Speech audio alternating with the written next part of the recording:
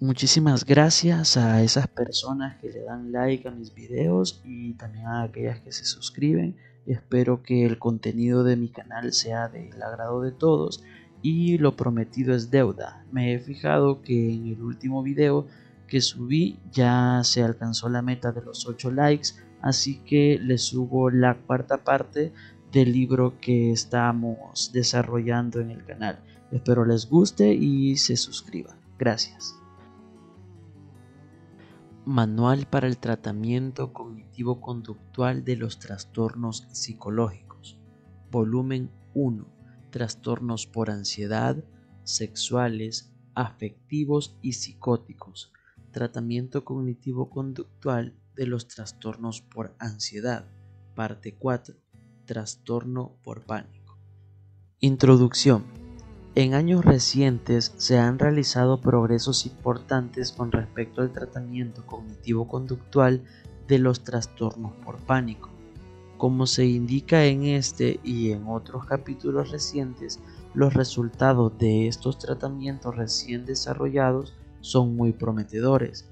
Los enfoques cognitivo-conductuales se consideran entre los tratamientos de elección para los individuos afectados por el trastorno por pánico. Estos avances son especialmente importantes teniendo en cuenta la frecuencia con la que se experimenta el trastorno por pánico. Los progresos en los enfoques de tratamiento cognitivo-conductual fueron impulsados en gran medida por los avances en la conceptualización del trastorno por pánico. Estos desarrollos conceptuales reconocen el papel de los estímulos desencadenantes internos y específicos y de los factores atribucionales cognitivos para el pánico. En este capítulo se proporciona una puesta al día de las intervenciones cognitivo-conductuales para el trastorno por pánico y de su eficacia. Se presentan también las bases teóricas para estos procedimientos de tratamiento. Según el DSM-4, el trastorno por pánico implica básicamente la experiencia de periodos discretos de repentino e intenso temor o malestar, es decir, pánico. La experiencia de pánico se caracteriza por un conjunto de síntomas físicos y cognitivos que ocurren de forma inesperada, al menos en algunas ocasiones, y recurrente, y se distingue de la activación ansiosa que crece gradualmente y de las reacciones fóbicas ante estímulos circunscritos claramente discernibles. Igualmente, la profunda aprensión sobre los ataques de pánico se desarrolla bajo la forma de una preocupación persistente sobre ataques futuros, preocupación sobre las consecuencias físicas, sociales o mentales de los ataques, o cambios importantes de la conducta en respuesta a los ataques. En el DSM-4 se ha reconocido la ubicuidad de los ataques de pánico en los distintos trastornos por ansiedad. Un ataque de pánico se describe como un estado emocional que puede estar asociado a cualquier trastorno por ansiedad de forma específica. Los ataques de pánico pueden diferenciarse según tres tipos. 1. Ataques de pánico espontáneos, en los que no se conocen estímulos situacionales desencadenantes. 2. Ataques de pánico situacionalmente determinados, en donde invariablemente se identifica un estímulo situacional específico. O 3. Ataques de pánico situacionalmente predispuestos, en los que es probable, aunque no de forma invariable, la identificación de un estímulo situacional específico como precursor del ataque de pánico. Aunque no existen reglas absolutas para el diagnóstico, los ataques de pánico inesperados están asociados más a menudo con el trastorno por pánico. De hecho, al menos 2 ataques de pánico inesperados son necesarios para el diagnóstico del trastorno por pánico. Los ataques de pánico situacionalmente determinados están asociados más a menudo con trastornos fóbicos más circunscritos, por ejemplo, fobias específicas y social, y los ataques de pánico situacionalmente predispuestos ocurren más a menudo en el trastorno por pánico con agorafobia, en especial posteriormente en el curso del trastorno, pero pueden ocurrir también en fobias más circunscritas. La descripción de este modo de los ataques de pánico se hace con el fin de ayudar al diagnóstico diferencial del trastorno por pánico con respecto a otros trastornos por ansiedad, en los que pueden darse también ataques de pánico, pero en los que el centro de la aprensión no se encuentra en el mismo ataque de pánico. Por ejemplo, fobias sociales, fobias específicas, trastorno obsesivo-compulsivo. La agorafobia se describe de forma separada del trastorno por pánico en el DSM-4, para resaltar la ocurrencia del malestar o evitación agorafóbicos en individuos con o sin una historia de trastorno por pánico. Sin embargo, se ha encontrado que el pánico precede a la agorafobia en la mayoría de las personas que buscan tratamiento. En raras ocasiones se hace el diagnóstico de trastorno por pánico, agorafobia, como problema aislado. Los trastornos del eje 1 que coocurren frecuentemente con el anterior incluyen a la fobia específica, la fobia social y la distimia. Varias investigaciones independientes han mostrado que del 25 al 60% de las personas con trastorno por pánico sin agorafobia satisfacen los criterios de un trastorno de la personalidad, especialmente los trastornos por evitación y por dependencia. Sin embargo, la naturaleza de la relación entre el trastorno por pánico y los trastornos de personalidad no está muy clara. Por ejemplo, las tasas de comorbilidad dependen mucho del método utilizado para establecer el diagnóstico del eje 2, así como de la ocurrencia de un estado de ánimo deprimido. Y algunos trastornos de personalidad remiten con el tratamiento satisfactorio del pánico y la agorafobia. Fundamentos teóricos y empíricos del tratamiento. Se han propuesto recientemente varias conceptualizaciones convergentes sobre el pánico, diferenciándose únicamente en sus puntos de énfasis. Por ejemplo, algunos enfatizan la evaluación cognitiva errónea, otros subrayan el aprendizaje asociativo y el procesamiento emocional, y unos terceros hacen hincapié sobre las sensibilidades fisiológicas. En esta sección se plantea una revisión de las conceptualizaciones recientes, puesto que estas constituyen las bases teóricas de los tratamientos cognitivo-conductuales más recientes para el trastorno por pánico. El ataque de pánico inicial lo ha conceptualizado Barlow como un disparo erróneo del sistema del miedo, bajo circunstancias estresantes de la vida, en individuos fisiológicamente vulnerables. Sin embargo, un ataque de pánico aislado no lleva necesariamente al desarrollo de un trastorno por pánico, tal como lo prueba la discrepancia entre las estimaciones de la prevalencia para un ataque de pánico espontáneo en los últimos 12 meses, que va de un 10% a un 12%, y para el trastorno por pánico sin agorafobia en los últimos 6 meses. Barlow y otros autores plantean que una vulnerabilidad psicológica explica el desarrollo de la aprensión ansiosa sobre la ocurrencia del pánico, que a su vez conduce a la aparición del trastorno por pánico. La vulnerabilidad psicológica se conceptualiza como un conjunto de creencias con contenido de peligro sobre los síntomas del pánico y sobre el significado de los ataques del pánico en relación con el concepto del individuo y sobre sí mismo y sobre el mundo. Se supone que estas creencias surgen a partir de distintas experiencias vitales, como la transmisión vicaria y de información por parte de otras personas importantes del entorno del paciente, sobre los peligros físicos y mentales asociados con determinados síntomas corporales, incluyendo los estímulos vitales estresantes cercanos al primer ataque de pánico. Teniendo en cuenta la naturaleza traumática del primer ataque de pánico, se propone que se desarrollen asociaciones de miedo, condicionadas clásicamente, con distintos aspectos del contexto en el que ocurrió el ataque de pánico, incluyendo los alrededores de la situación y los síntomas de la activación. El temor aprendido ante las señales de activación es similar a la descripción de Rashran del condicionamiento interoceptivo, una forma de condicionamiento que es relativamente resistente a la extinción y no consciente. es decir, la respuesta de temor condicionada interoceptivamente no dependen del conocimiento consciente sobre los estímulos desencadenantes.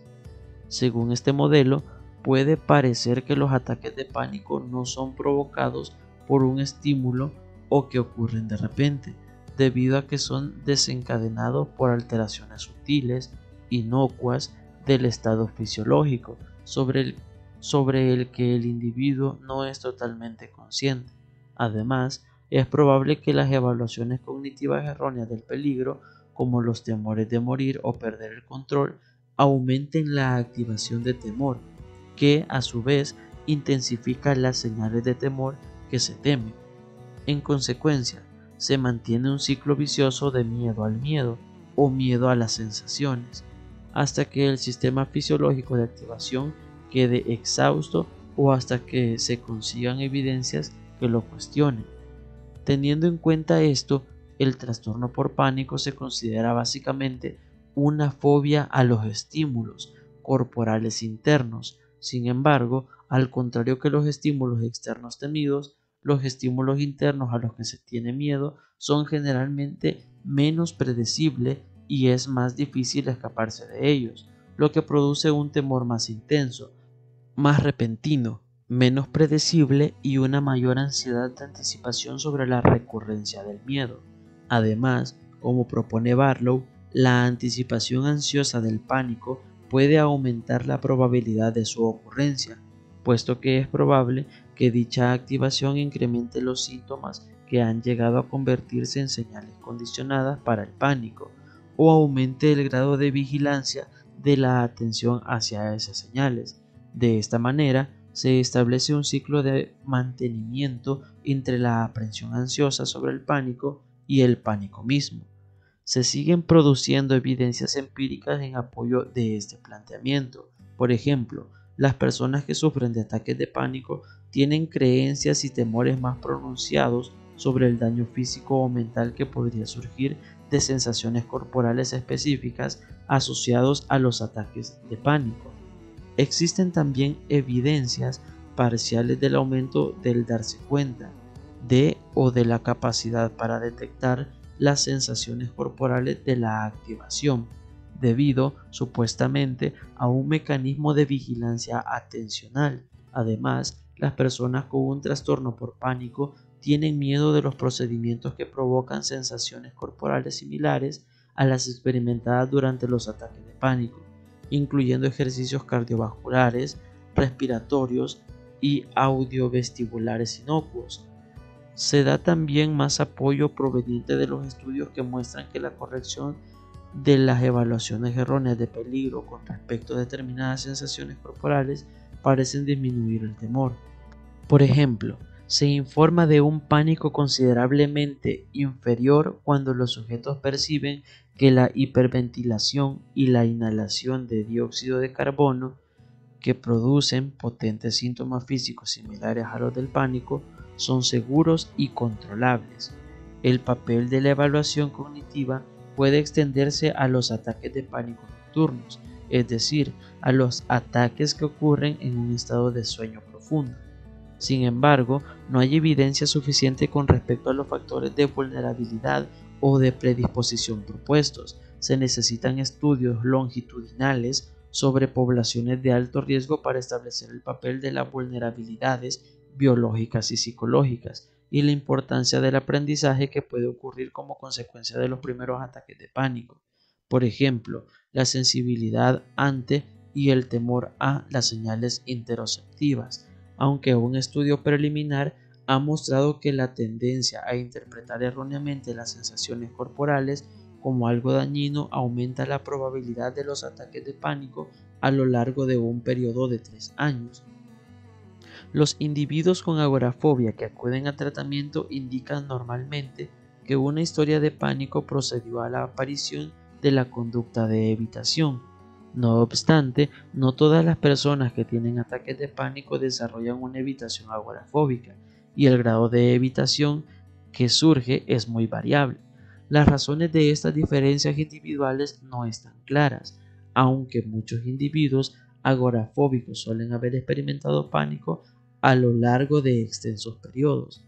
La relación con la cronicidad es relativamente débil, puesto que un porcentaje importante tiene ataques de pánico durante muchos años sin desarrollar un estilo agorafóbico.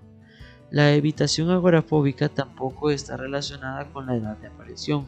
Los perfiles de síntomas de pánico, los porcentajes de los distintos tipos de ataques, es decir, con estímulo desencadenante y esperado espontáneo, la frecuencia de los ataques de pánico, el temor a las sensaciones corporales o el grado de aprensión sobre la posibilidad de tener un ataque de pánico. Por otra parte, conforme el grado de agorafobia se vuelve más grave, van predominando las mujeres en la muestra. Posiblemente las conductas y las expectativas del rol sexual influyen en el grado en el que la aprensión hacia el pánico conduce a la evitación agorafóbica. En resumen, se considera la evitación agorafóbica como un estilo de afrontamiento ante la aprensión al pánico. Merece la pena señalar que otro estilo de afrontamiento que puede ser más frecuente en los hombres que tienen ataques de pánico es enfrentarse a las situaciones que anticipan con la ayuda del alcohol o de las drogas. Una implicación de este planteamiento sobre el pánico y la agorafobia es que el tratamiento directo del pánico puede mejorar el tratamiento de la evitación agorafóbica. Tradicionalmente, la evitación agorafóbica era el objetivo principal de las intervenciones conductuales, dejando que el pánico disminuyese como consecuencia del aumento de la conducta de movilidad y acercamiento o del control por medio de la medicación. Sin embargo, muchos individuos que aprenden a ser menos agorafóbicos continúan teniendo ataques de pánico. Además, la continuidad de los ataques de pánico se ha asociado a la posibilidad de una recaída agorafóbica. Por consiguiente, el valor de los tratamientos cognitivo-conductuales que colocan como objetivo principal al pánico es elevado para los individuos con y sin agorafobia. Estrategias para el tratamiento cognitivo-conductual. Algunos estudios han demostrado la eficacia de una combinación de estrategias conductuales de tratamiento para los ataques de pánico, incluyendo la relajación, el entrenamiento asertivo, la exposición en vivo, el entrenamiento en biofeedback y la reestructuración cognitiva. Se ha mostrado que los efectos de tratamiento multicomponentes similares son superiores al paso del tiempo. Los componentes más recientes del tratamiento incluyen el reentrenamiento de la respiración, la relajación aplicada, las técnicas de inervación vagal, la reestructuración cognitiva y la exposición a las sensaciones corporales temidas. El entrenamiento de la respiración. Varios investigadores han examinado la eficacia del reentrenamiento en respiración, es decir, entrenamiento en respiración lenta diafragmática, dado que del 50 al 60% de los sujetos con ataques de pánico describen que los síntomas de hiperventilación son muy similares a los síntomas de esos ataques. No obstante, hay que señalar que investigaciones relativamente recientes han mostrado que el relato de síntomas de hiperventilación no representa de forma adecuada la fisiología de la hiperventilación. La mayoría de los pacientes suelen informar en exceso de sintomatología de este tipo. En el planteamiento de los ataques de pánico que enfatiza la hiperventilación, dichos ataques se consideran inducidos por el estrés, cambios respiratorios que o bien provocan temor porque se perciben como amenazantes o bien aumentan el temor ya existente provocado por otros estímulos fóbicos. Kraft y Holding encontraron que 6 sesiones bisemanales de reentrenamiento de la respiración y de relajación progresiva redujeron la frecuencia de los ataques de pánico de 10 a 4 a la semana. Sin embargo, el tratamiento no fue más eficaz que la hiperventilación repetida y el control de los síntomas respirando dentro de una bolsa o la identificación de los estímulos vitales estresantes y la solución de problemas. En un informe de 2 casos se ha descrito la aplicación satisfactoria del reentrenamiento de la respiración en el contexto de tratamientos de base cognitiva. en los que se enseñaba a los pacientes reinterpretar las sensaciones como inocuas. Clark realizó un estudio a mayor escala, aunque sin grupos control, en el que 18 mujeres con ataque de pánico recibieron 2 sesiones semanales de control de la respiración y de entrenamiento en retribución cognitiva. Los ataques de pánico se redujeron notablemente en ese breve periodo de tiempo, especialmente en sujetos que no tenían una agorafobia importante. Salbowski et al. Utilizaron 4 sesiones semanales de hiperventilación forzada, información correctora y reentrenamiento de la respiración con 9 pacientes que sufrían ataques de pánico, después de las cuales se proporcionaba exposición en vivo para las situaciones agorafóbicas si era necesario. La frecuencia de dichos ataques disminuyó por término medio de 7 a 3 a la semana después del entrenamiento en el control de la respiración. Aunque estos estudios muestran resultados importantes a partir de intervenciones terapéuticas breves, hay que fijarse en varias cuestiones. En primer lugar, se selecciona normalmente a los sujetos sobre la base de que muestren síntomas de hiperventilación y por consiguiente no está clara la generalización a los sujetos que no informan de síntomas de hiperventilación. Segundo, de Rocker et al. Empleando sujetos seleccionados de manera parecida, no replicaron la eficacia de una combinación de reentrenamiento de la respiración y reestructuración cognitiva. En tercer lugar, los protocolos de reentrenamiento de la respiración incluyen habitualmente reestructuración cognitiva y exposición interoceptiva, que como se describirá más adelante ha demostrado ser un tratamiento muy eficaz para los ataques de pánico. Por consiguiente, es difícil atribuir los resultados principalmente al control de la respiración. Cuarto, no se conoce el grado en que las intervenciones en el reentrenamiento de la respiración reducen la ansiedad de anticipación y otros índices que, según se cree, subyacen al trastorno por pánico, por ejemplo, la vigilancia atencional hacia los síntomas de activación, etc. Finalmente, es poco probable que el éxito del reentrenamiento en respiración sea atribuible a los cambios en la respiración real. La distracción y/o la mejora en el control percibido se presentan como mecanismos posibles que subyacen a la eficacia del reentrenamiento de la respiración. La relajación. Una forma de relajación conocida como relajación aplicada ha mostrado resultados prometedores como tratamiento para los ataques de pánico. La relajación aplicada conlleva el entrenamiento en relajación muscular progresiva, RMP, hasta que el sujeto se muestre habilidoso en el empleo de procedimientos de control por medio de señales. En ese momento, la habilidad de la relajación se aplica ante ítems de una jerarquía de tareas provocadoras de ansiedad. No se ha elaborado ninguna base teórica para el empleo de la relajación para los ataques de pánico, aparte del planteamiento de una respuesta somática opuesta a la tensión muscular que es probable que ocurra durante la ansiedad y el pánico. Sin embargo, las evidencias de otras fuentes no prestan apoyo a esta idea. Se sugiere que el temor y la ansiedad disminuyen en la medida en que la relajación proporcione una sensación de control o de dominio. Los procedimientos y mecanismos que explican los beneficios terapéuticos están ensobrecidos en el caso de las formas aplicadas de la RMP por la implicación de los procedimientos de exposición. Oust obtuvo resultados muy favorables para la RMP aplicada.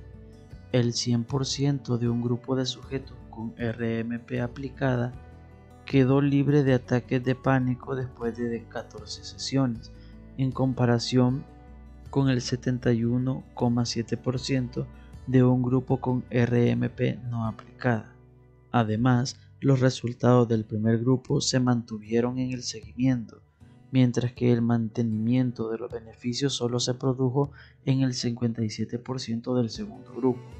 Todos los sujetos del grupo de RMP aplicada se clasificaron con un elevado funcionamiento final, en comparación con el 25% del grupo de RMP. Por el contrario, Barlow et al. Encontraron que la RMP aplicada era relativamente ineficaz en el control de los ataques de pánico. Esta discrepancia puede deberse a los diferentes tipos de tareas a los que se aplicó la relajación controlada por señales. La condición de RMP aplicada de Oust incluía la exposición ante señales interoceptivas, es decir, a sensaciones corporales temidas, mientras que Barlow et al. Limitaron su condición de RMP a tareas situacionales externas. Más recientemente, Michelson et al. Combinaron la RMP aplicada con el reentrenamiento de la respiración y el entrenamiento cognitivo en 10 pacientes con trastorno por pánico. Al final del tratamiento, todos los sujetos estaban libres de ataques de pánico, espontáneos. Todos excepto uno no tenían ya ningún tipo de ataque de pánico y todos satisfacían los criterios de un elevado funcionamiento final. Sin embargo, no se conoce la contribución específica de la RMP aplicada a estos resultados. La inervación vagal. La inervación vagal es una técnica de control somático menos investigada. El control de la tasa cardíaca se enseña por medio del masaje a la carótida, haciendo presión en un ojo durante la expulsión del aire o presionando sobre el pecho. Resultados preliminares sugieren cierto éxito con este procedimiento. La reestructuración cognitiva. Las estrategias cognitivas para el trastorno por pánico fueron lideradas por la extensión del modelo cognitivo de Beck para la depresión a la ansiedad y el pánico. El tratamiento cognitivo se centra en corregir las evaluaciones erróneas de las sensaciones corporales como amenazantes. Las estrategias cognitivas se llevan a cabo junto con las técnicas conductuales, aunque el mecanismo eficaz del cambio se supone que subyace en el aspecto cognitivo. En un estudio sin grupo de control, Sokol y Beck trataron a 25 pacientes con técnicas cognitivas en combinación con exposición en vivo e interoceptiva durante una media de 17 sesiones individuales. Los ataques de pánico desaparecieron en los 17 pacientes que no tenían un diagnóstico añadido de trastorno de personalidad en las evaluaciones post-tratamiento y a los 12 meses. En un estudio reciente, muy bien controlado, Clark et al. Compararon la terapia cognitiva, que incluía autoexposición, con la relajación aplicada y la imipramina, después de un promedio de 10 sesiones de tratamiento. 18 de los 20 pacientes que terminaron la terapia cognitiva estaban libres de ataques de pánico, lo mismo que 17 de esos pacientes en una evaluación de seguimiento a un año. Aunque estos resultados son llamativos, es difícil atribuir los resultados únicamente a las estrategias cognitivas si tenemos en cuenta su combinación con estrategias conductuales. Por otra parte, un informe preliminar de Margraf, Gobel y Schneider sugirió que las estrategias cognitivas aplicadas sin procedimientos de exposición son medios altamente eficaces para controlar los ataques de pánico. Igualmente, Salkovsky, Clark y Hackman presentan resultados a partir de un diseño de caso único de línea base múltiple donde examinaron los efectos de 2 semanas de terapia cognitiva con instrucciones antiexposición. Los ataques de pánico disminuyeron o cesaron en todos, excepto uno de los 7 pacientes. Aunque estos resultados son prometedores, se aconseja prudencia, ya que ese estudio ha sido criticado en sus aspectos metodológicos. En general, estos resultados contribuyen a la creciente evidencia que apoya la eficacia de las técnicas cognitivas. Sin embargo, como apunta Salkovsky et al., las estrategias conductuales pueden seguir siendo los medios más eficaces para realizar la modificación cognitiva. Además, la evaluación del cambio se limita normalmente a la frecuencia del pánico, como se ha señalado en los estudios que evalúan el reentrenamiento de la respiración. Se requiere un examen más completo sobre el grado en que las estrategias fundamentalmente cognitivas reducen la vigilancia atencional hacia los síntomas de activación, el nivel de activación crónica y la anticipación de la recurrencia del pánico. La exposición interoceptiva. El propósito de la exposición interoceptiva, lo mismo que el caso de la exposición a los estímulos fóbicos externos, consiste en romper o debilitar la asociación entre las señales corporales específicas y las acciones de pánico. La base teórica de la exposición interoceptiva es la extinción del temor, teniendo en cuenta el planteamiento de los ataques de pánico como alarmas aprendidas o condicionadas ante determinadas señales corporales. La exposición interoceptiva se lleva a cabo por medio de procedimientos que provocan de forma fiable sensaciones similares a las del pánico, como ejercicios cardiovasculares, inhalaciones de dióxido de carbono, girar en una silla y la hiperventilación.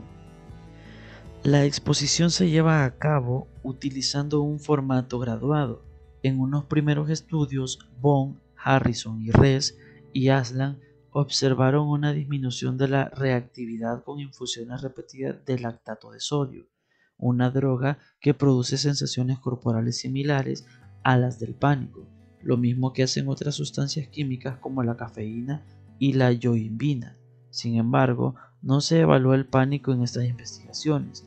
Más recientemente, Ries y Van de Hout compararon 6 sesiones de inhalaciones graduadas de dióxido de carbono frente a un tratamiento de propanolol, un beta bloqueador elegido porque suprimía los síntomas provocados por inhalaciones de dióxido de carbono, llevados a cabo a lo largo de 2 semanas.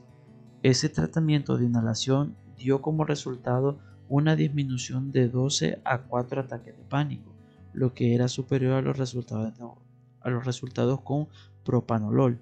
Además, dicho tratamiento de inhalación produjo reducciones significativamente mayores en el temor a las sensaciones corporales. Una evaluación realizada a los 6 meses de seguimiento reflejaba el mantenimiento de los beneficios del tratamiento, aunque no se indicó la frecuencia de los ataques de pánico. En el primer estudio controlado sobre tratamiento conductual para el trastorno por pánico, Barlow et al. Compararon las siguientes 4 condiciones: RMP aplicada, exposición interoceptiva más reentrenamiento de la respiración y reestructuración cognitiva, su combinación y una lista de espera como grupo control. La exposición interoceptiva conllevaba exposiciones repetidas utilizando técnicas de inducción como la hiperventilación forzada, el girar en una silla y el esfuerzo cardiovascular. Las 2 condiciones que incluían la exposición interoceptiva y la reestructuración cognitiva eran significativamente superiores a las condiciones de la RMP aplicada y de lista de espera en términos de la frecuencia de los ataques de pánico. El 87% de los 2 primeros grupos de tratamiento encontraba libre de ataques de pánico en el post-tratamiento. Klosko et al., utilizando el enfoque de tratamiento combinado descrito por Barlow et al., informaron de tasas similares de éxito. Además, los resultados del estudio de Barlow et al. Se mantuvieron a lo largo de 24 meses después de haber terminado el tratamiento en el grupo que recibió la exposición interoceptiva y la reestructuración cognitiva sin la RMP, mientras que el grupo combinado tendía a deteriorarse durante el seguimiento. Este estudio demuestra la superioridad de la exposición interoceptiva y los procedimientos cognitivos a corto y largo plazo para el control de los ataques de pánico. Sin embargo, la RMP era tan eficaz como la exposición y las estrategias cognitivas para la reducción de la ansiedad general. Además, solo el 50% de cada condición de tratamiento se clasificó con un elevado nivel de funcionamiento, es decir, a pesar de la eliminación del pánico, una importante proporción de sujetos continuaba experimentando ansiedad, malestar o interferencias en el funcionamiento. Medidas más específicas sobre la vigilancia atencional hacia los síntomas de la activación o sobre la anticipación de la reaparición del pánico podrían haber identificado las fuentes del continuo malestar. En un informe reciente, Telch et al. Informaron acerca de elevadas tasas de éxito en un enfoque de tratamiento en grupo que utilizó la terapia cognitiva y la exposición interoceptiva. Después de 12 sesiones de tratamiento, el 64% logró un elevado nivel de funcionamiento en el posttratamiento, al igual que sucedió con el 63% en el seguimiento de 6 meses. El protocolo de tratamiento cognitivo-conductual. Esquema general. El protocolo siguiente se desarrolló en el Center for Stress and Anxiety Disorders y se encuentra disponible como un detallado manual del tratamiento. En los protocolos de investigación, el tratamiento normalmente se lleva a cabo en 11 sesiones individuales de 1 hora, aunque también se ha realizado en formato de grupo. Las sesiones se programan una vez a la semana, aunque también es posible un tratamiento diario intensivo. El objetivo del protocolo de tratamiento consiste en influir directamente sobre el aspecto cognitivo, de interpretación errónea de la ansiedad y los ataques de pánico, sobre la respuesta de hiperventilación y sobre las reacciones condicionadas a las señales físicas. Esto se hace primero proporcionando información precisa sobre la naturaleza de los aspectos fisiológicos de la respuesta de lucha-huida. En segundo lugar, se enseñan técnicas específicas para modificar las condiciones, incluyendo la identificación y el cuestionamiento de las ideas erróneas. Más tarde, se proporciona información específica sobre los efectos de la hiperventilación y su papel en los ataques de pánico, con una amplia práctica del reentrenamiento de la respiración. Finalmente, se lleva a cabo la exposición repetida a las señales internas temidas con el objetivo de descondicionar las reacciones de miedo. Sesión 1. Los objetivos de la primera sesión son describir la ansiedad, proporcionar una explicación y descripción del tratamiento, e insistir en la importancia del autorregistro y de la práctica en casa entre las sesiones de tratamiento. La terapia empieza con la identificación de los patrones de ansiedad y de las situaciones en las que es probable que ocurra la ansiedad y los ataques de pánico. Muchos pacientes tienen dificultades a la hora de identificar antecedentes específicos, contando que la ansiedad parece ocurrir casi continuamente. Se pone un énfasis especial en las señales internas que pueden desencadenar la ansiedad y el miedo, especialmente en las cogniciones negativas, en las imágenes catastróficas y en las sensaciones físicas. Se enseña a los pacientes el modelo de los 3 sistemas de respuesta para describir y comprender la ansiedad y el pánico, de modo que se formen un planteamiento alternativo no amenazante sobre la ansiedad y el pánico y un darse cuenta de uno mismo más objetivo. Se pide a los pacientes que describan los aspectos cognitivos, fisiológicos y conductuales de su modo de responder, que identifiquen lo que sienten, lo que piensan y lo que hacen cuando están ansiosos y cuando tienen ataques de pánico. Se ponen de manifiesto las diferencias entre los perfiles de respuesta de la ansiedad y del pánico. Por ejemplo, el componente cognitivo en la ansiedad general podría implicar las preocupaciones sobre acontecimientos futuros, mientras que el componente cognitivo en el pánico, miedo, puede entrañar preocuparse sobre el peligro inminente. El componente conductual de la ansiedad general podría consistir en agitación y nerviosismo, mientras que este componente en el pánico, miedo, puede implicar escape o evitación. El componente fisiológico en la ansiedad general podría conllevar tensión muscular, mientras que dicho componente en el pánico, miedo, puede entrañar palpitaciones. Se describen también las interacciones entre los sistemas de respuesta, por ejemplo, la exacerbación de la activación fisiológica por las cogniciones de temor.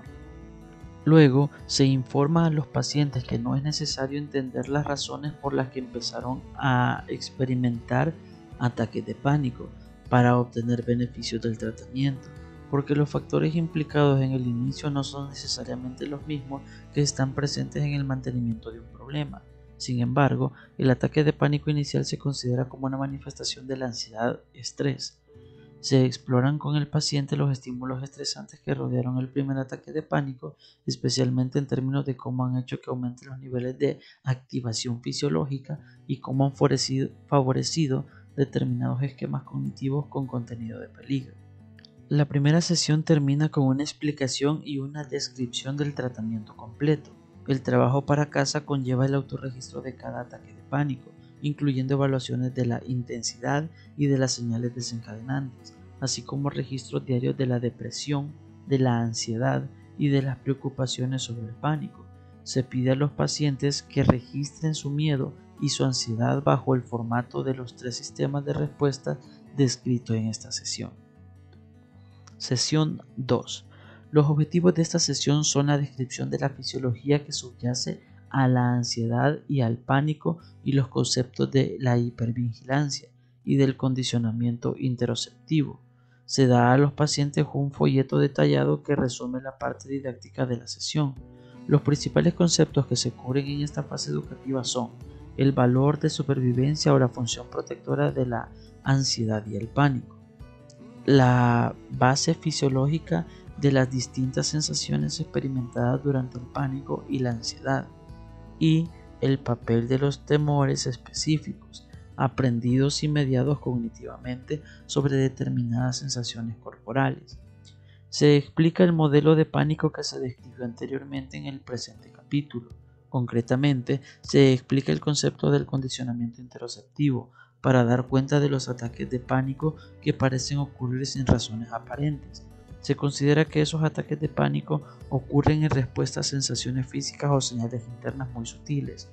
Las tareas para casa consisten en continuar el desarrollo de un marco conceptual alternativo y de un darse cuenta de uno mismo, objetivo versus subjetivo. Esto se logra por medio del autorregistro del pánico, teniendo en cuenta los principios indicados hasta esos momentos y volviendo a leer el folleto. Sesión 3. El objetivo principal de la tercera sesión es el entrenamiento corrector de la respiración. Se pide a los pacientes que hiperventilen voluntariamente permaneciendo de pie y respirando rápido y profundamente, como si trataran de inflar un globo, durante 1 a 1 minuto y medio. Se discute la experiencia en términos del grado en el que produce síntomas similares a los que ocurren de forma natural durante la ansiedad o el pánico. A menudo, la similitud de los síntomas se confunde con la similitud de la ansiedad, debido a que el ejercicio se lleva a cabo en un entorno seguro y a que los síntomas tienen una causa obvia. La mayoría de los pacientes evalúan la experiencia como menos provocadora de ansiedad que si esos mismos síntomas hubieran ocurrido de modo natural. Es importante hacer esta distinción, ya que demuestra la importancia de las percepciones de seguridad con respecto al grado de ansiedad experimentado. Se discute la experiencia de hiperventilación en términos de los 3 sistemas de respuesta, del papel de las evaluaciones erróneas y del condicionamiento interoceptivo descrito en la sesión anterior. Luego, se educa a los pacientes sobre la base fisiológica de la hiperventilación. Al igual que sucedía en una sesión anterior, el objetivo de la presentación didáctica consiste en aclarar las interpretaciones erróneas sobre los peligros de la hiperventilación y proporcionar una base de información sobre la que apoyarse cuando se cuestionen activamente, conforme progresa la terapia, esas interpretaciones incorrectas. El control de la respiración comienza enfatizando la implicación del músculo diafragmático versus la dependencia excesiva de los músculos del tórax. Además, se enseña a los pacientes a que se concentren en su respiración, contando sus inhalaciones y pensando en la palabra relájate durante las exhalaciones. La respiración lenta se introduce en la sesión siguiente. El terapeuta modela los patrones de respiración sugeridos y proporcionan retroalimentación correctora a los pacientes mientras practican en la clínica. El control de la respiración es una habilidad que requiere una práctica considerable antes de que se pueda aplicar con éxito para controlar los episodios de una elevada ansiedad o de pánico. Además, las reacciones iniciales ante los ejercicios pueden ser negativas para los pacientes que temen las sensaciones respiratorias, ya que el ejercicio conlleva la concentración en la respiración, o para los pacientes que son hiperventiladores crónicos y en quienes la interrupción de los patrones de respiración aumenta inicialmente la sintomatología del exceso de respiración. En ambos casos es aconsejable la práctica continuada, asegurando al paciente que sensaciones tales como la falta de aliento o el mareo no son dañinos. Finalmente, se insiste en la integración de las técnicas de control de la respiración y de las estrategias cognitivas. En ocasiones, los pacientes contemplan erróneamente el control de la respiración como una forma de desembarazarse de los síntomas que los aterrorizan, cayendo así en la trampa de temer consecuencias terribles si no consiguen modificar su respiración. Las tareas para casa de esta sesión incluyen un autorregistro continuo y la práctica de la respiración diafragmática al menos 2 veces al día durante un mínimo de 10 minutos cada vez. Sesión 4. Los objetivos de esta sesión consisten en lograr el control de la respiración y comenzar con la reestructuración cognitiva activa. El terapeuta modela y luego proporciona retroalimentación correctora para enlentecer el ritmo de respiración, de modo que un ciclo completo de inhalación y exhalación dure más de 6 segundos. Se enseña a los pacientes a que practiquen la respiración lenta en ambientes seguros o relajantes durante la siguiente semana. Se les desaconseja que apliquen la respiración lenta al control de la ansiedad hasta que sean muy expertos en su aplicación. Se introduce la reestructuración cognitiva explicando que los errores en el pensamiento ocurren de forma natural durante los periodos de ansiedad elevada, preparando así al paciente para que consiga un darse cuenta de uno mismo, más objetivo y unas expectativas de que su pensamiento está distorsionado. Se explican los conceptos sobre pensamientos automáticos y predicciones concretas, con el fin de alentarle a que sea un astuto observador de sus propias autoverbalizaciones habituales en situaciones específicas. La identificación del pensamiento "me siento fatal, algo malo podría ocurrir" es insuficiente, no terapéutico y podría servir para intensificar la ansiedad en virtud de su naturaleza global y no directiva. Por el contrario, el reconocimiento del pensamiento "tengo miedo de que si me pongo demasiado nervioso o nerviosa mientras conduzco pierda el control del volante, me salga de la carretera y me mate", permite un cuestionamiento muy constructivo para refutar el conjunto de suposiciones erróneas. Se describen dos principales tipos de errores en las cogniciones. El primero es la sobreestimación, o el saltar a conclusiones negativas y tratar a los acontecimientos negativos como probables, cuando de hecho es muy poco seguro que ocurran.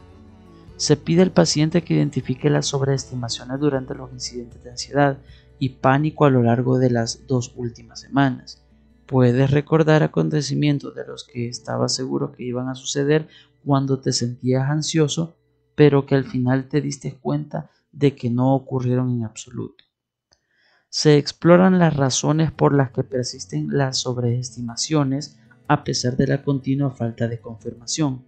Normalmente, la ausencia de peligro se atribuye erróneamente a conductas o señales de seguridad externas. Por ejemplo, lo conseguí solo porque encontré ayuda a tiempo. Si no hubiera tomado Trankimazin la semana pasada cuando tuve un ataque de pánico en el supermercado, estoy seguro de que me hubiera desmayado. O no lo habría conseguido si no me hubiera salido de la carretera a tiempo. O a la suerte, en vez de darse cuenta de la falta de acierto de la predicción original. De igual manera, los pacientes pueden suponer erróneamente que la única razón por la que están todavía vivos, sanos, etc., es porque todavía no ha ocurrido el gran ataque de pánico. En este caso, se supone erróneamente que los ataques de pánico más intensos aumentan los riesgos de morir, de perder el control, etc. El método para contrarrestar los errores de sobreestimación consiste en cuestionar las evidencias de los juicios de probabilidades. El formato general es tratar a los pensamientos como hipótesis o supuestos, en vez de como hechos, y examinar las evidencias de las predicciones, mientras se consideran otras predicciones alternativas, más realistas. La mejor forma de hacer esto es por medio de un estilo socrático, de modo que los pacientes examinen el contenido de sus afirmaciones y planteen alternativas. El cuestionar la lógica específica del paciente, por ejemplo, de qué manera un corazón acelerado conduce a un ataque cardíaco, o las bases a partir de las cuales se hacen los juicios. Por ejemplo, información incorrecta proveniente de los demás, sensaciones poco habituales, son útiles a este respecto. Las tareas para casa de esta sesión consisten en practicar el control de la respiración, registrar ejemplos de sobreestimación y refutar los errores del pensamiento cuestionando la probabilidad asignada y examinando las evidencias de forma más realista. Sesión 5. Los objetivos de esta sesión son la aplicación del control de la respiración y la extensión de la reestructuración cognitiva al segundo tipo de error cognitivo, es decir, a la catastrofización. Se pide a los pacientes que practiquen el control de la respiración en ambientes que lo demandan, como estar sentado en el trabajo o mientras esperan en el coche durante un semáforo en rojo. Se les incita a que hagan a menudo mini prácticas durante el día. Este segundo tipo de error cognitivo surge de la interpretación incorrecta de los acontecimientos como peligrosos, insufribles o catastróficos. Así, clases de errores catastróficos típicos son: si me desmayo, la gente pensará que soy débil y eso será insoportable. O los ataques de pánico son lo peor que me puedo imaginar y toda la tarde estará estropeada si empiezo a ponerme ansioso. La descatastroficación se refiere a darse cuenta de que los acontecimientos no son tan catastróficos como se planteaba. Lo que se consigue si se considera cómo se afrontan los acontecimientos negativos en vez de centrarse en lo malo que son. Por ejemplo, en el caso de la persona que afirma que los juicios negativos provenientes de los demás son insoportables, es importante discutir qué haría si tuviera que afrontar el que otro individuo realizara un juicio negativo explícito. De igual manera, en el caso de la persona que afirma que los síntomas físicos del pánico son intolerables, la discusión se puede centrar en el afrontamiento de los síntomas y en resultados realistas basándose en experiencias anteriores. La tarea para casa es el control de la respiración aplicado y la identificación y refutación de las sobreestimaciones y de los estilos catastróficos de pensamiento. Sesión 6. El objetivo principal de esta sesión es empezar con la exposición interoceptiva. La explicación de la exposición interoceptiva es muy importante para facilitar la generalización desde las prácticas que ocurren dentro de las sesiones a las experiencias cotidianas de la vida real. Se revisa el concepto de condicionamiento interoceptivo y se explora la forma en que la evitación de las sensaciones temidas sirve para mantener el temor. Puede que la evitación de las sensaciones físicas no sea obvio de manera inmediata para el paciente, aunque las actividades que se evitan normalmente por estas razones incluyen el ejercicio físico, las discusiones emocionales, las películas de suspenso, los lugares llenos de vapor, por ejemplo, ducharse con las puertas y las ventanas cerradas, determinados alimentos y los estimulantes. El propósito de la exposición interoceptiva es provocar de forma repetida las sensaciones que se temen y debilitar el temor por medio de la habituación y el aprendizaje de que no ocurre ningún peligro real. Además, las provocaciones continuas permiten la práctica de las estrategias cognitivas y del control de la respiración. Como consecuencia, se reduce el temor a las sensaciones físicas que tienen lugar de forma natural. El procedimiento comienza evaluando la respuesta del paciente a una serie de ejercicios estandarizados. El terapeuta modela primero cada ejercicio. Luego, después de que el paciente ha terminado el ejercicio, se registran las sensaciones, el nivel de ansiedad, la intensidad de la sensación y la similitud con las sensaciones de pánico que le ocurren habitualmente. Los ejercicios incluyen mover la cabeza de un lado a otro durante 30 segundos, colocar la cabeza entre las piernas durante 30 segundos y levantar rápidamente la cabeza hasta ponerla recta, correr sobre el mismo sitio durante 1 minuto, manteniendo la respiración durante 30 segundos o durante tanto tiempo como pueda. tensión muscular de todo el cuerpo durante 1 minuto o mantener una posición para hacer flexiones tanto tiempo como les sea posible. Dar vueltas en un sillón giratorio durante 1 minuto. Hiperventilar durante 1 minuto. Respirar a través de una pajilla estrecha con los orificios nasales cerrados durante 2 minutos. Y mirar fijamente a un punto de la pared o a la propia imagen en el espejo durante 90 segundos. Si ninguno de estos ejercicios produce sensaciones al menos moderadamente similares a las que tienen lugar de forma natural durante los ataques de pánico, se crean otros ejercicios adaptados al individuo. Por ejemplo, si la principal sensación temida es el dolor en el pecho, se puede provocar opresión en el pecho respirando profundamente antes de hiperventilar. Si los pacientes informan de poco o ningún temor porque se sienten seguros en presencia del terapeuta, se les pide que intenten hacer los ejercicios ellos solos. El terapeuta se marcha de la sala o en casa. Para una minoría de pacientes, el conocer el curso y la causa de las sensaciones domina la respuesta de temor.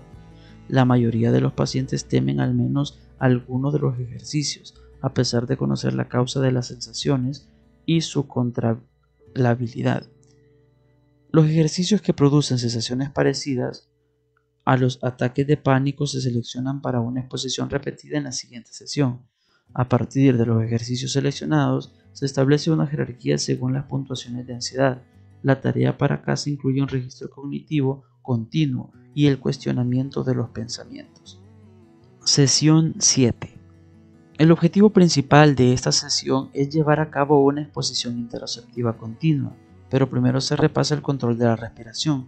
Se alienta a los pacientes a que apliquen desde ahora el control de la respiración en momentos de ansiedad o de sensaciones físicas desagradables. Se introduce también la comprobación de hipótesis para facilitar la reestructuración cognitiva. La comprobación de hipótesis implica la identificación de sobreestimaciones o de predicciones catastróficas sobre las situaciones con las que probablemente se encuentre en un futuro cercano. Se evalúa en esta sesión la probabilidad de que la predicción sea verdad. En la siguiente sesión, el paciente y el terapeuta examinan las evidencias que apoyen o refuten las predicciones que se hicieron la semana anterior. De este modo, el paciente obtiene pruebas más concretas de que pocas o ninguna de sus terribles predicciones se hicieron realidad. Se emplea un enfoque graduado para la exposición interoceptiva, empezando con el ítem más bajo de la jerarquía establecida en la sesión anterior. En cada ensayo de exposición se pide al paciente que empiece la inducción, que indique cuándo se comienzan a experimentar las sensaciones y que continúe con la inducción durante al menos 30 segundos, más con el fin de evitar la tendencia de escapar de las sensaciones. Después de terminar la inducción, se evalúa la ansiedad y se aplican estrategias cognitivas y de control de la respiración. Finalmente, el terapeuta repasa la experiencia de inducción y la aplicación de las distintas estrategias de control junto con el paciente. Durante este repaso, el terapeuta insiste en la importancia de experimentar totalmente las sensaciones durante la inducción, de concentrarse objetivamente sobre las sensaciones en vez de tratar de distraerse de ellas, y la importancia de identificar cogniciones específicas y cuestionarlas teniendo en cuenta todas las evidencias. Además, el terapeuta plantea cuestiones clave para ayudar al paciente a darse cuenta de su seguridad. Por ejemplo, ¿qué hubiera sucedido si hubieras continuado girando durante otros 60 segundos? Y para que generalice las experiencias que ocurren de forma natural, por ejemplo, ¿en qué se diferencia de cuando te sientes mareado en el trabajo? En otras palabras, el cuestionamiento cognitivo amplía el procesamiento cognitivo que está ocurriendo como consecuencia de la exposición interoceptiva continua. Se repiten los ensayos las veces suficientes hasta que los niveles de ansiedad para un ejercicio determinado no sean superiores a 2. Luego se repite el procedimiento para el siguiente ejercicio de la jerarquía, progresando hacia arriba hasta que se terminan los ítems. La práctica para casa es muy importante, ya que las señales de seguridad que estén presentes en la clínica o que provienen de la presencia del terapeuta pueden limitar la generalización al entorno natural. Se enseña a los pacientes a que practiquen diariamente en su casa los ítems ítems interoceptivos de la sesión. Sesión 8. Los objetivos de esta sesión consisten en continuar con la comprobación de hipótesis y la exposición interoceptiva de la sesión anterior. Es especialmente importante revisar la práctica diaria de la exposición interoceptiva. Debería evaluarse la posibilidad de evitación. Esta puede darse a través de una clara falta de práctica o de la evitación encubierta, minimizando la intensidad o la duración de las sensaciones inducidas, o limitando las prácticas a los casos en que se encuentran presente una señal de seguridad, como una persona de su entorno cercano, o las ocasiones en las que el paciente no se siente ansioso. Las razones para la evitación incluyen las interpretaciones erróneas continuas de los peligros de las sensaciones corporales. Por ejemplo, no quiero hiperventilar porque tengo miedo de no ser capaz de detener el respirar rápidamente y nadie a mi alrededor me ayudará. O la interpretación incorrecta de que los niveles de ansiedad disminuirán con la repetición del ejercicio. Las motivaciones de la evitación se abordan mejor cognitivamente, utilizando los principios descritos en las sesiones anteriores. La tarea para casa de esta sesión consiste en continuar avanzando en la jerarquía de exposición interoceptiva, en la comprobación de hipótesis y la reestructuración cognitiva cuando se encuentre ansioso. Sesión 9. El objetivo principal de esa sesión consiste en ampliar la exposición interoceptiva a tareas de la vida real. Además, se continúa con la reestructuración cognitiva por medio de la comprobación de hipótesis y se registran y cuestionan las cogniciones negativas cuando aumenta la ansiedad. La exposición interoceptiva en la vida real trata de la exposición a tareas o actividades diarias que se han evitado o soportado con temor a causa de las sensaciones asociadas. Ejemplos típicos incluyen el ejercicio aeróbico o la actividad física vigorosa, subir corriendo las escaleras, ingerir alimentos que crean una sensación de estar lleno o que están asociados con las sensaciones de ahogarse, levantarse rápidamente desde la posición de estar sentados, saunas o duchas con mucho vapor, conducir con las ventanas subidas y la calefacción encendida, el consumo de cafeína, etc. Estos ejercicios se pueden modificar, por supuesto, en el caso de complicaciones médicas reales como el asma o la presión sanguínea elevada.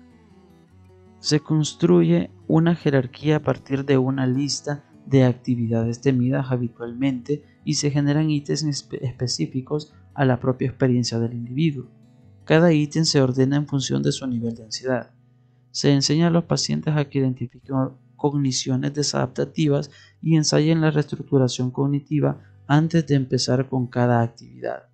El ensayo dentro de la sesión de la preparación cognitiva permite al terapeuta proporcionar retroalimentación correctora.